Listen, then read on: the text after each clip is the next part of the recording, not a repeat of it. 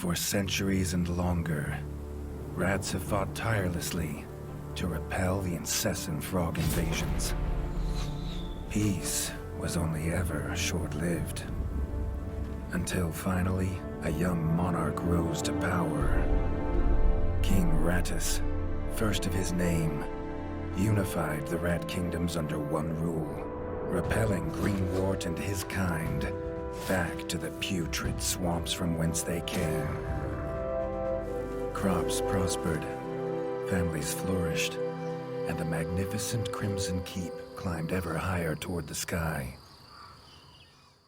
But as time passed, King Rattus the Savior grew old, and the kingdom vulnerable once more. His people grew anxious, some claiming to perceive a faint odor in the air. Greenwort had returned with a ferocious vengeance. Amassing an army of unfathomable scale, he burned everything in his path towards the Crimson Keep. King Rattus gazed down upon his withered claws, barely able to hold the crown. He had little hope wielding a sword. So it was decided the crown should pass to Whiskers New. Arise, young prince, for the kingdom needs a hero. And so, your tale begins.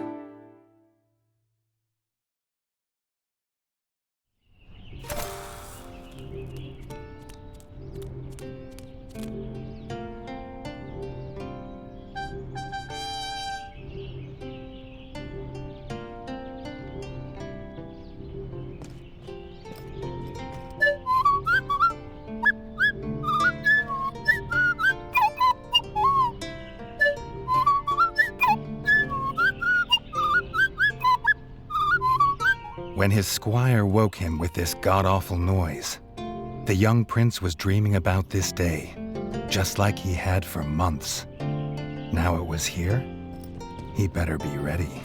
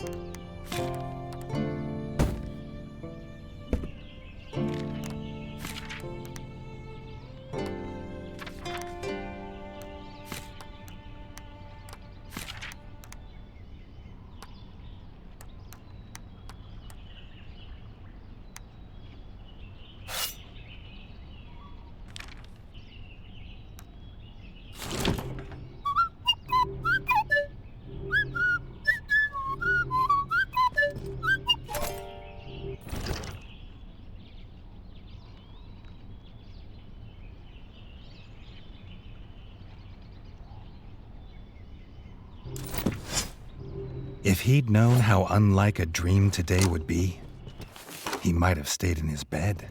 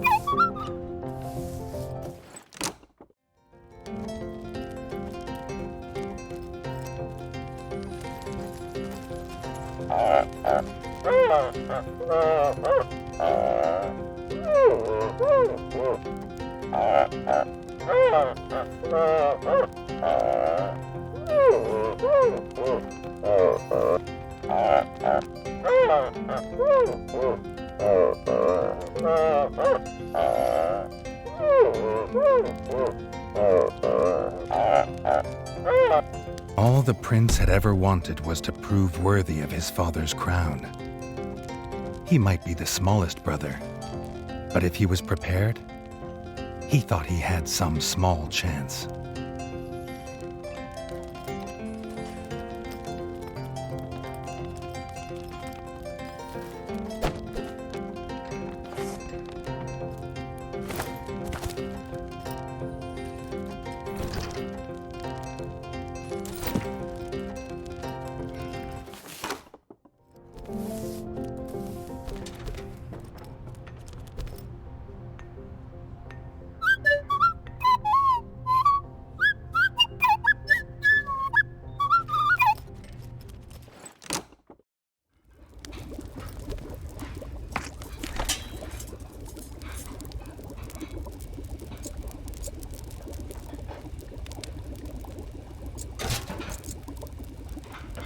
Redgi's brother, the chef, offered a fine menu, but after Dennis had eaten, there was no food left. Chef would need new supplies from the cellar if Redgi wanted a decent breakfast.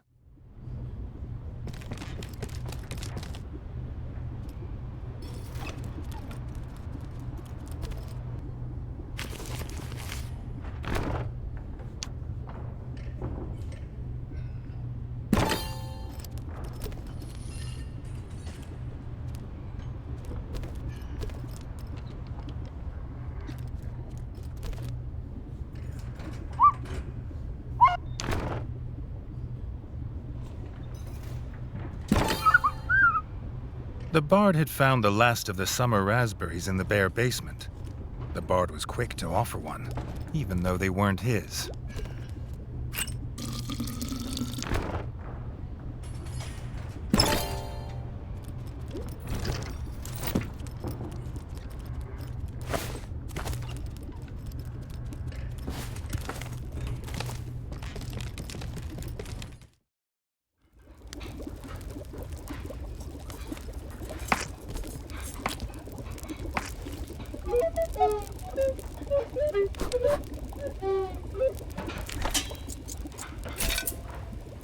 He had the ingredients. His brother, the chef, would make you a feast fit for kings. Or so he says. Redgi only ever gets his brother Dennis's leftovers, so he wouldn't know.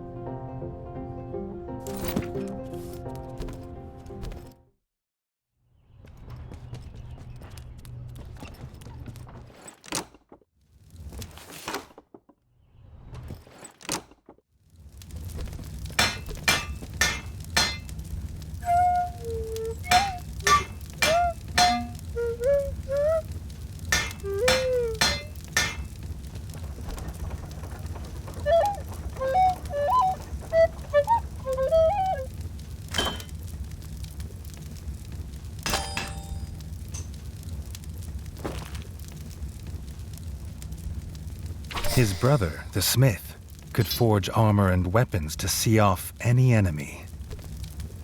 He'd make some for Redgi, if the young prince could find blueprints for a rat of his stature.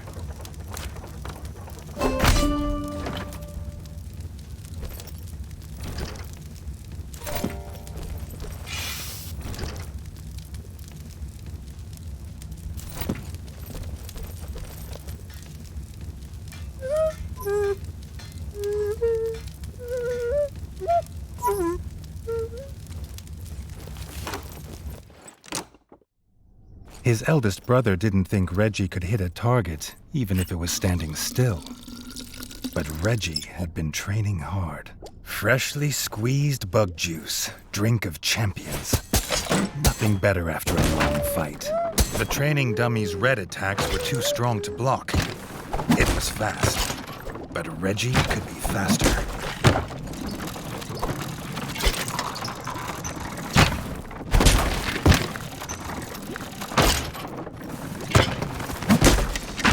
Not even Redgi could dodge the dummy's yellow attacks.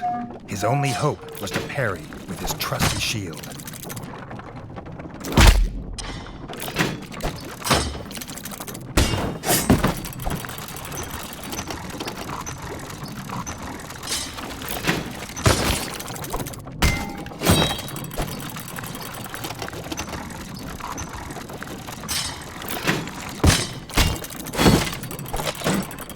The dummy's final attack shook the ground. Redgi would need to dodge to remain unscathed.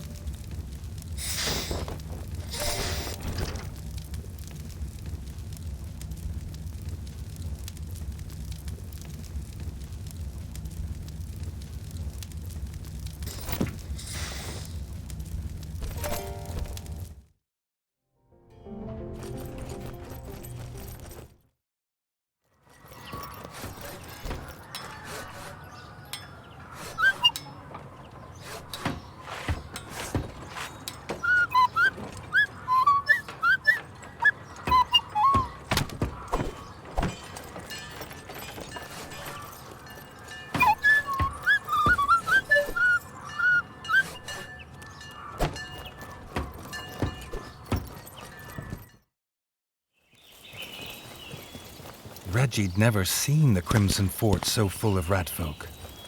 The whole kingdom was there. Some even cheered for him. But the king had let his eldest brother lead the procession.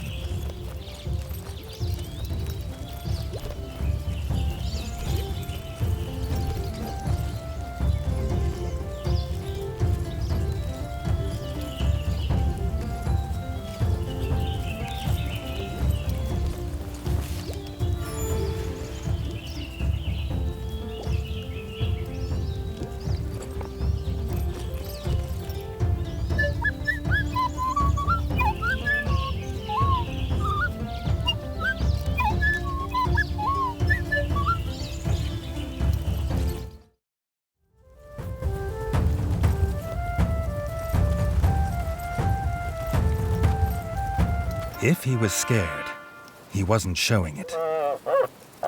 He was going to show all of them what he was made of. If nothing else, this'd be no easy win for Dennis.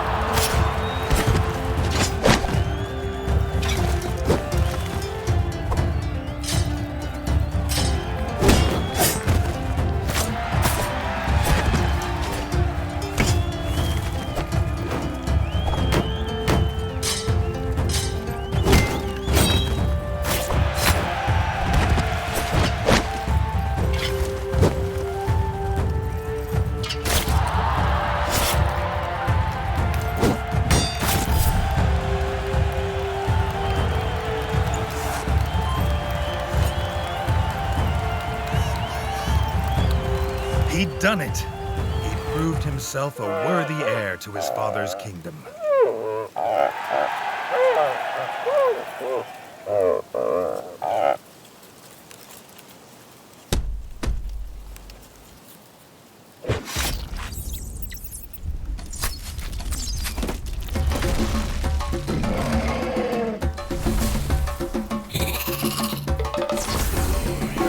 His dream was about to come apart.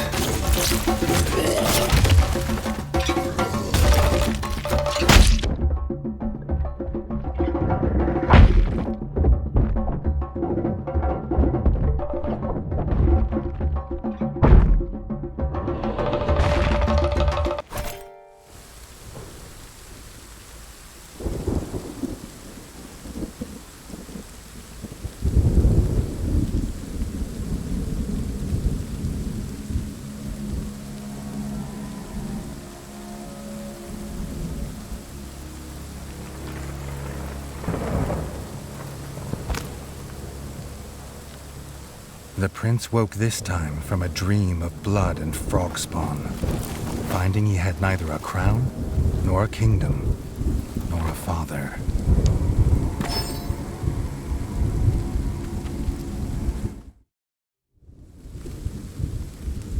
He needed a place to recover, somewhere to make a plan.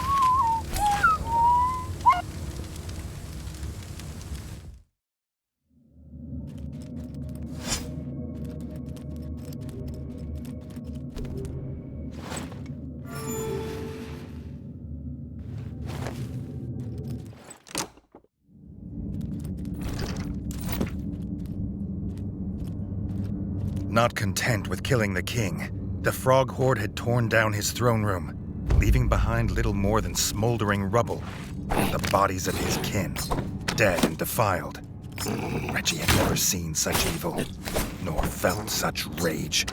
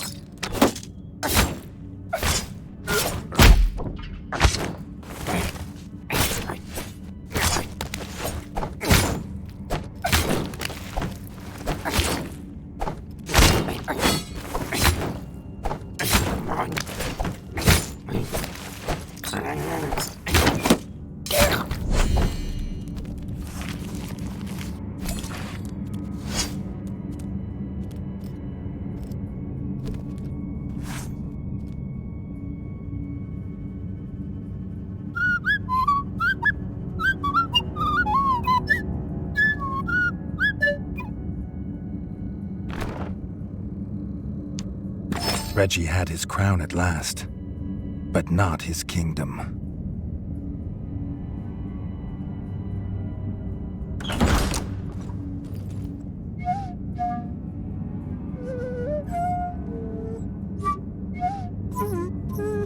Dennis had returned, but shamefaced. Drunk from drowning his sorrows in the village, he couldn't hold back the frogs there, or stop them taking their brother, the chef.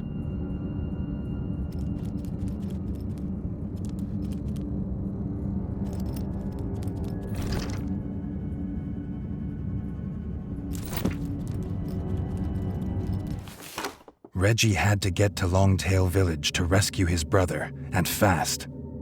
If he could fix the travel board, it'd show the quickest way.